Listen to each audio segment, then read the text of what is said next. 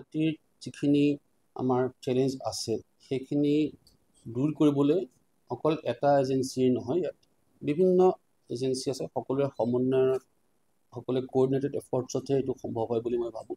ইমান দিনে মই গুৱাহাটীৰ সমস্যাসমূহক এজন গুৱাহাটীবাসীৰ নাগৰিক হিচাপে লক্ষ্য কৰি আছিলোঁ, কিন্তু আজি যিহেতু মই গুৱাহাটী পৌৰ নিগমৰ আয়ুক্ত কাৰ্যভাৰ ল'লোঁ, গতিকে মই আয়ুক্ত হিচাপে দৃষ্টিৰে সেই বিষয়সমূহ কিনো বিভাগীয় আছে কথা, য'ত নেকি কিবা যদি বাধা আছে কি আছে সেইখিনি মই বুজি লওঁ, বুজি লৈ আমাৰ সন্মানীয় মেয়ৰ ডাঙৰীয়া আছে, সন্মানীয় পাৰিষদসকল আছে আৰু সৰ্বোপৰি আমাৰ সন্মানীয় নাগৰিকসকলো আছে, সকলোৰে লগত দিহা পৰামৰ্শ কৰি আপোনালোকেও আছে, আপোনালোকেও ফিডবেক দিব পাৰে আৰু সেইখিনিকে মূলধন হিচাপে লৈ মই আগবাঢ়ি যাম।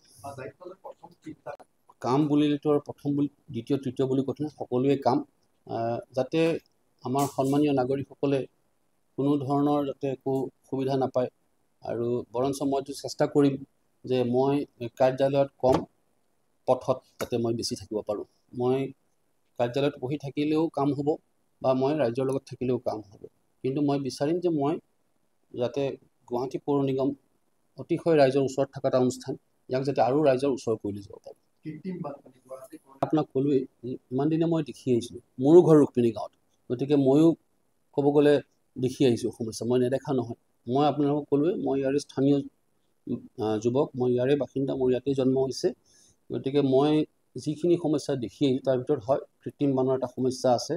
ইয়াৰ বিভিন্ন কাৰণ আছে, যিখিনি পৰ্যালোচনা হয়তো আপোনালোকেও কৰে, আমিও কৰোঁ।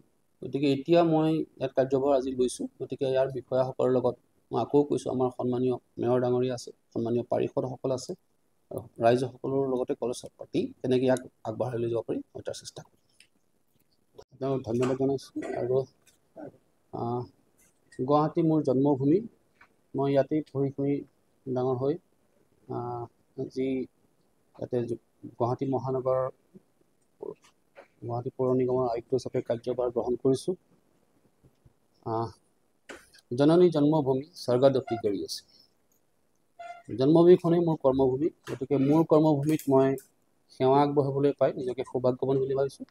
আৰু অসম চৰকাৰৰ আদেশ অনুসৰি আজি মই ইয়াত কাৰ্যভাৰ গ্ৰহণ কৰিলোঁ। অনাগত দিনত আমাৰ চৰকাৰৰ যিসমূহ নীতি নিৰ্দেশনাৱলী আছে, গুৱাহাটী পৌৰ নিগম আইন আছে, আৰু আমাৰ নিৰ্বাচিত যিসকল সন্মানীয় প্ৰতিনিধি আছে, সন্মানীয় মেয়ৰ ডাঙৰীয়া আৰু সন্মানীয় পাৰিষদসকল, সকলোৰে লগত আলোচনা কৰি পৰামৰ্শ লৈ আমাৰ সমূহ গুৱাহাটীবাসী সন্মানীয় নাগৰিকৰ শুভেচ্ছা আশীৰ্ষক মূলধন হিচাপে লৈ মই আপোনালোকৰ মাজৰে এজন হৈ গুৱাহাটীবাসীক সেৱা কৰিবলৈ বদ্ধপৰিকৰ, আৰু মই এই ক্ষেত্ৰত মোৰ সৰ্বোচ্চ উজাৰি দি মই চেষ্টা কৰিম, চেষ্টাৰ কোনো ত্ৰুটি নহয়। আৰু এই ক্ষেত্ৰত গুৱাহাটীৰ সৰ্বাংগীন উন্নয়নৰ বাবে যিসমূহ এজেন্সি আছে তাৰ ভিতৰত গুৱাহাটী পৌৰ নিগমো এটা, গতিকে আমি গুৱাহাটী পৌৰ নিগমেও বিগত সময়ত যি বলিষ্ঠ পদক্ষেপেৰে গুৱাহাটীবাসীক সেৱা আগবঢ়াই আহিছে, সেই সেৱাৰ ধাৰা যাতে অব্যাহত থাকে তাৰ বাবে মই যৎপৰোনাস্তি চেষ্টা কৰিম, আৰু এই ক্ষেত্ৰত আপোনাক সকলোৰে সহযোগিতা কামনা কৰিলোঁ। ধন্যবাদ।